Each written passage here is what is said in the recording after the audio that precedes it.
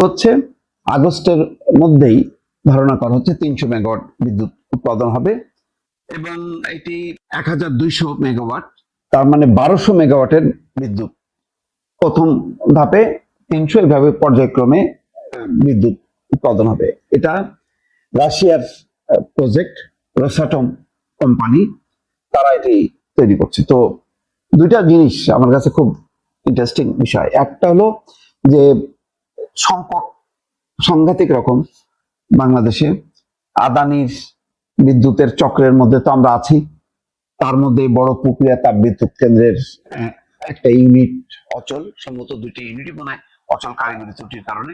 ঠিক সেই সময় এই সুখবরটা নিয়ে আশাবাদী হওয়া যায় যে সংকটটা দ্রুতই কেটে যাবে। একই সঙ্গে এই রূপপুর পারমাণবিক বিদ্যুৎ কেন্দ্র বহুলভাবে বিতর্কিত। শেখ হাসিনার আমলে যখন কি এটি তৈরি করা হয়, তখন এর প্রতি ধাপে ধাপে ছিল দুর্নীতির অভিযোগ।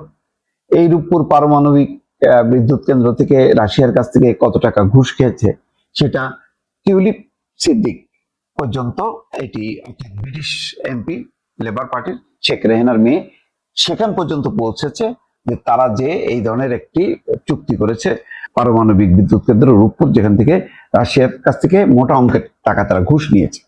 এত বিতর্কের পরও আজকে সরকার আনুষ্ঠানিকভাবে এটি যাত্রা শুরু করতে যাচ্ছে এবং সেখানে তারা উপস্থিত থাকবেন। যেমন আজকের এই কার্যক্রমে বিজ্ঞান প্রযুক্তি মন্ত্রী ফকির মাহবুব আনাম, প্রধানমন্ত্রী বিজ্ঞান প্রযুক্তি বিষয়ক উপদেষ্টা রেহান আসিফ আসাদ, তারপরে রুশ পরমাণু শক্তি কর্পোরেশনের মহাপরিচালক আলেক্সি লিখাচেভ, তারা যুক্ত থাকবেন এই অনুষ্ঠানে, ভার্চুয়ালি থাকবেন, কেউ সরাসরি যুক্ত থাকবেন।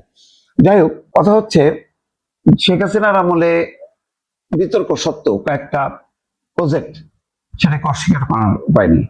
তার মধ্যে ঢাকায় যে ফ্লাইওভারটা, চিন্তা করেন এই ফ্লাইওভারের কারণে কি পরিমাণ ভোগান্তি হাত থেকে মানুষ রক্ষা পাইছে। দ্রুত গতিতে মানুষ এখন আন্তর্জাতিক বিমানবন্দরে যেতে পারছে, সেখান থেকে আসতে পারছে।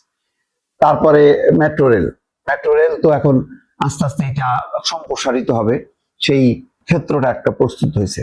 তারপরে পদ্মা সেতু এবং আরো অনেকগুলি মহাসড়ক, চট্টগ্রাম মানে মধ্যে সড়ক চওড়া করা হলো, 2 লেন করা হলো, সেই সমস্ত গুলো সুবিধা কিন্তু এখন পাচ্ছে।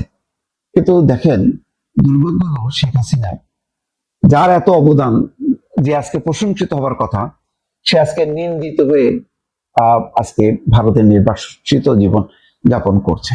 কেন জানেন? আপনি গণতন্ত্রকে যদি হত্যা করেন আর যদি উন্নয়নের সাগরে আপনি ভাসায় দেন, লাভ নেই।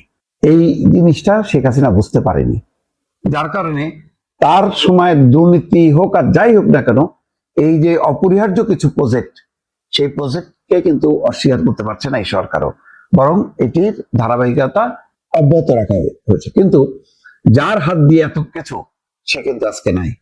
এটি হচ্ছে ভাগ্যের নির্মম পরিহাস। দর্শক।